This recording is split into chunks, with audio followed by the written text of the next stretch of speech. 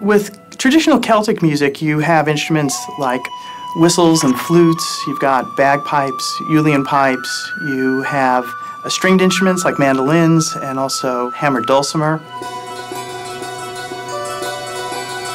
It has a very large range. So there are moments that seem very traditional and folksy, and then there's big epic moments that sound like, you know, a Hollywood film, and a lot of places in between that.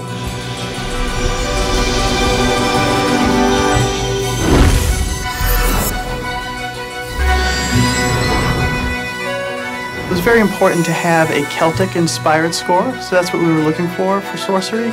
But we want to do something a little bit unusual with Celtic music and to somehow kind of stretch the use of the instruments and maybe resample them at certain times in order to give the world of sorcery its own unique sound. So it was inspired by Celtic music, but it was a little bit twisted at the same time.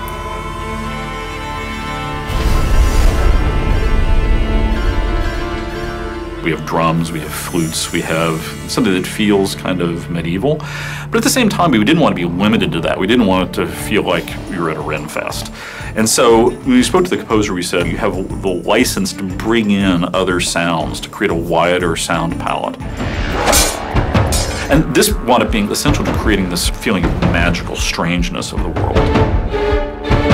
Mark is an absolutely brilliant composer. He just seemed to be the perfect fit for Sorcery because not only does he have just sort of a great command over melody and a great command over the orchestra, but he also has a very unique collection of exotic and unusual instruments. And these are sounds that Mark incorporated into the score in just a really, really brilliant way.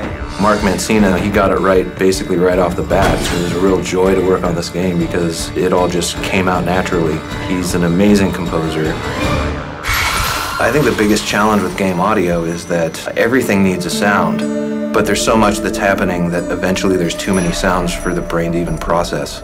So you have to choose what you want the listener to hear at any given moment.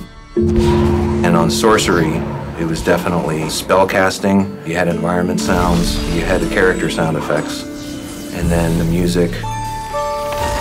With the in-game sound, a lot of what we were looking for is to give the player clear cues as to what he should be experiencing at a given moment. And so we made a big distinction between exploration music and between combat music. And it was designed so that even if you don't quite realize that you're in danger, all of a sudden you start to get the beginning sounds of combat music starting up, and you're like, oh no. You start looking around because you get this feeling of, oh, the music is letting me know that I'm in danger, even though I don't quite realize what the nature of the danger is. The whole spellcasting system is based on natural elements, fire, wind, ice. We wanted to make sure that the sounds were natural, but also magical. We want to have the sound respond to the force that you're using. So if you really fling it, it's going to be a lot more powerful sounding than if you're just kind of waving it around. You feel it. It's not just something that you hear, it's something you feel in your chest when you fire it off.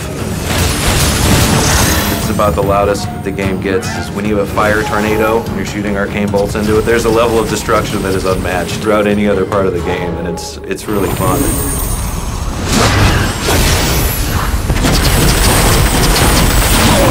You get the feeling of hearing these great melodies and having some great music and great harmony, but at the same time, you're also hearing all of these magic sounds that are sort of woven into the game.